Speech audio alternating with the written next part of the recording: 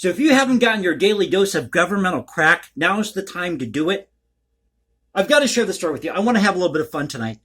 When I saw this, I had to say something about it. Because as you know, if you follow the series, or if you're new to the series, welcome to this thing we call the Cultural Confederacy. We talk about preserving our culture, our history as Americans, our way of life. Bring to light music by lesser-known composers, celebrate great art, great music. That's what we do on the channel. And when you get to a point in society where this is even an issue, then we've got some serious problems with the culture. Whatever happened to writing a piece of music or creating a great piece of art, piece of architecture, writing a novel?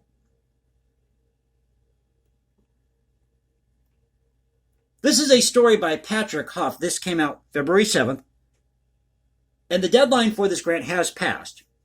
But it says here, the Biden administration is set to fund the distribution of crack pipes to drug addicts as part of its plan to advance racial equity. That's in quotes.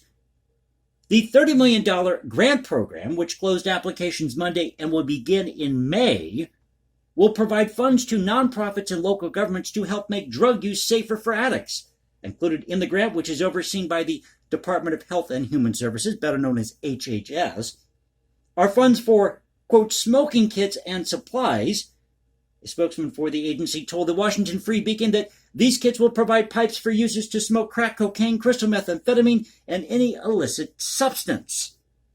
Is that really true? Well, we're going to go and look at the actual text. And when I read this, it's somewhat vague. I'll share that with you here in just a second. HHS said the kits aim to reduce the risk of infection when smoking substances with glass pipes, which can lead to infections through cuts and sores. Ugh. Applicants for the grants are prioritized if they treat a majority of undeserved communities, including African Americans and the LGBTQ persons. What about gender fluid? That's not listed in this category here, or these categories. What about rednecks? What about single mothers? Bachelors? What about Asians? Hispanics? That's not listed in here. Well, I guess you can consider some Hispanic communities undeserved or Asian communities undeserved. As established under President Joe Biden's executive order on advancing racial equity. Can I tell you something, folks? We're never going to have racial equity or equality in this country. Because guess what? You're always going to have doofuses who are racist. There's nothing you can do to stop that. Because guess what? People are ignorant sometimes. They just are. Best thing for you to do is not hang around those people. Let them live in their own little world in the backwoods somewhere. As they bow down and pray to a statue of Adolf Hitler. Thank God I'm not one of those people. Democrat-run cities such as San Francisco and Seattle have distributed smoking kits to residents. Now, in these cities, they do have these needle exchanges. Some local governments, however, have in recent years backed away from their smoking kit programs over concerns they enable drug abuse.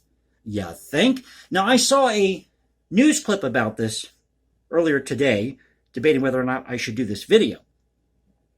And somebody commented. And they said that they've been clean for the past 11 years. And what's in these kits is exactly the same type of tools that you would use to smoke methamphetamine or crack cocaine.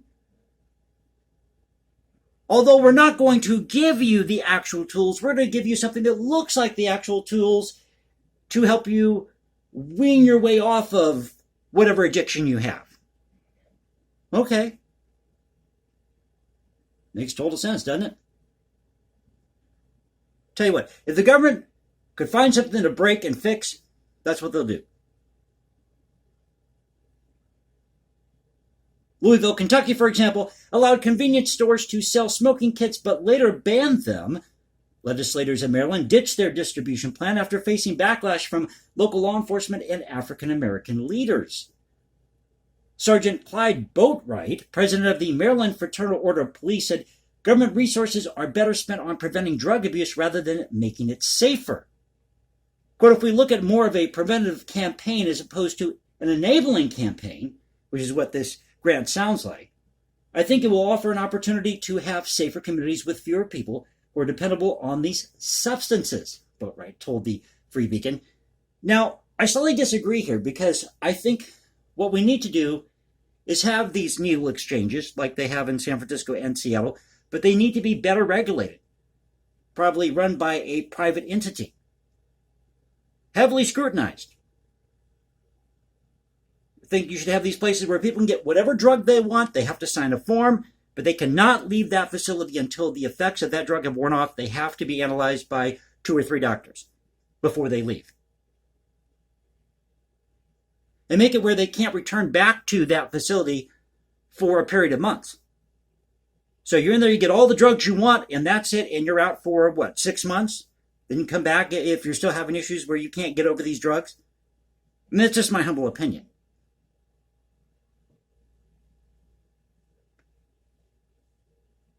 Funding for the, quote, harm reduction grant program is provided through Democrats' American Rescue Plan, which the Senate passed along party lines after Vice President Kamala Harris cast a tie-breaking vote. Other equipment that qualifies for funding includes syringes, vaccinations, disease screenings, condoms, and fentanyl strips. The grant program will last 3 years and include 25 awards of up to $400,000. Here's an idea. Why don't we take this money and invest it in art programs or music programs? We want to get these people off drugs.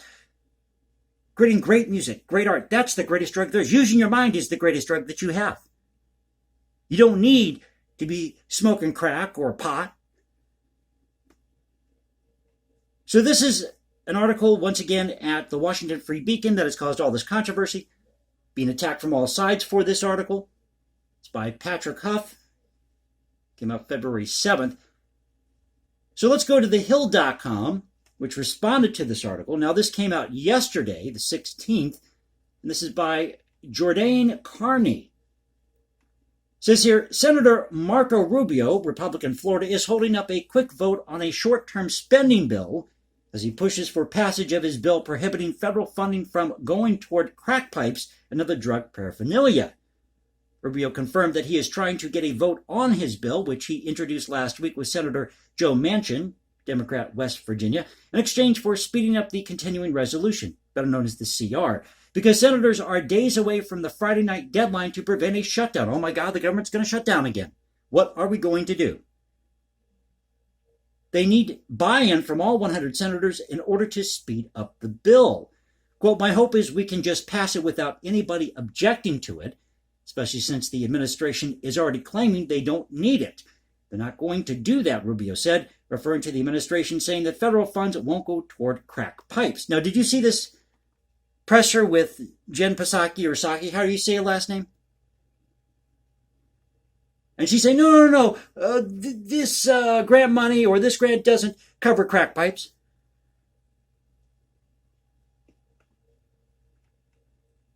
Senate leadership is currently running a hotline on Rubio's bill, where they check in with all 100 Senate offices to see if anyone would block quick passage of Rubio's bill. If Rubio's bill gets a vote, it would be as a standalone bill, separate from the CR. Making any changes to the government funding bill would require it to be passed again by the House, which is out of town by the Friday night deadline. How convenient. So let's take a look at the actual text of this grant. And again, the deadline for this has already passed.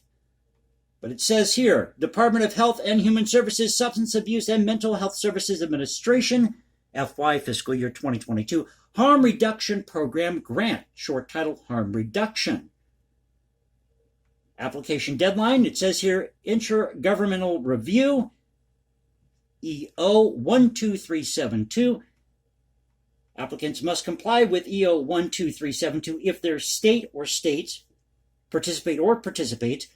Review process recommendations from the state single point of contact, SPOC, are due no later than 60 days after application deadline. Next column, Public Health System Impact Statement, better known as PHSIS, PHSIS, Single State Agency Coordination. Applicants must send the PHSIS to appropriate state and local health agencies by the administrative deadline. Comments from the single state agency are due no later than 60 days after the application deadline. They have a table of contents, and here's what the executive summary says here. The Substance Abuse and Mental Health Services Administration, also known as SAMHSA, SAMHSA, Center for Substance Abuse Prevention, CSAP, is accepting applications for fiscal year 2022 harm reduction program grants. The purpose of the program is to support community-based overdose prevention programs, syringe service programs or services, and other harm reduction services.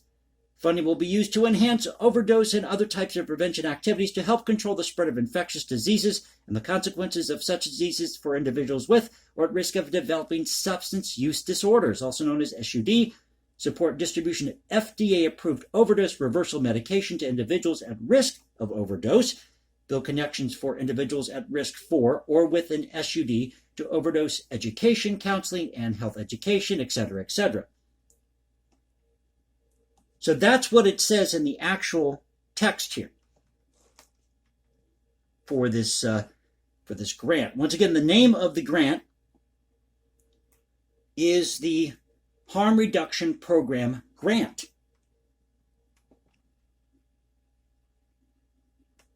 Now, if we go to Newsweek, they've responded to this. And they say here, Biden administration commits no crack pipes, avoids partial government shutdown. This is by Daniel Villarreal, last name Villarreal. This came out on the 15th. It says here, the Biden administration has repeated once again that it is not planning to buy crack pipes for drug addicts in recovery. Senator Marsha Blackburn, Republican Tennessee, threatened a partial government shutdown unless the administration committed again to not supplying the paraphernalia in its safe smoking kits, meant to reduce harm for users. Quote, no federal funding will be used directly or through subsequent reimbursement of grantees to put pipes in safe smoking kits. Health and Human Services, HHS Secretary Xavier Becerra wrote in a Tuesday letter sent to Congress members. Blackburn threatened to place a hold on a stopgap House bill that would help avoid a partial government shutdown this weekend unless the Biden administration explicitly stated it wouldn't fund crack pipes in its recent substance abuse harm reduction program. Conservative news outlets, starting with the Washington Free Beacon, incorrectly reported that the administration would fund the distribution of crack pipes as part of a $30 million grant program for community groups seeking to prevent overdose deaths and minimize health risk among drug users. Well, I just read to you the text from this. It's somewhat vague on what it actually covers. It's just really sad to see that this is even an issue. We shouldn't even be talking about this. There's great music. There's great art. Write a novel. Get involved with some type of activity in your community. Do community service. Meals on Wheels. And you wonder why people are dependent on the government. Or is this the way that the government wants it? They're playing with fire here. They really are. I think they should let the states handle this. The federal government needs to get its hands out of this mess and let the states handle this. This is why the war on drugs has become such a disaster. The states are the ones who should be handling this, and they should have handled it from the get-go. So you're going to go after these Newsweek and these other websites. You're going to go after conservative outlets like the Washington Free Beacon, who are just reporting what is being relayed to them about what's in this grant. Take a look at these kits, and they contain the exact tools that are used to smoke methamphetamine and crack cocaine. So what exactly are you accomplishing here? Nothing. To me, this just seems like a waste of money. Put it at the local level. Let the private sector handle this, and I can guarantee you we're going to solve this problem of drug abuse in our society, of this addiction. Now, yes, you have professionals who are addicted to all sorts of substances. Alcohol, I mean, people can be addicted to cigarettes. But whenever the federal government gets involved with something like this, you know it's going to be a disaster. And I had to share the story with you. So once again, you want your governmental crack, get in line for it because you can get it with your governmental cheese. You like the video, please click that like button, subscribe, hit me up on Instagram. And of course, I'm joking about that again. So nobody go out there and say, hey, Cultural Confederacy on YouTube said that you go get some governmental crack with your governmental cheese. But if you like the video, please click that like button, subscribe, hit me up on Instagram at hashtag Jason Composes, leave comments below. Now you can reach me at Twitter, Cultural Confederacy at Twitter. This is the Cultural Confederacy saying peace out. Stay safe, everybody. God bless this great country, and I'll catch you next time.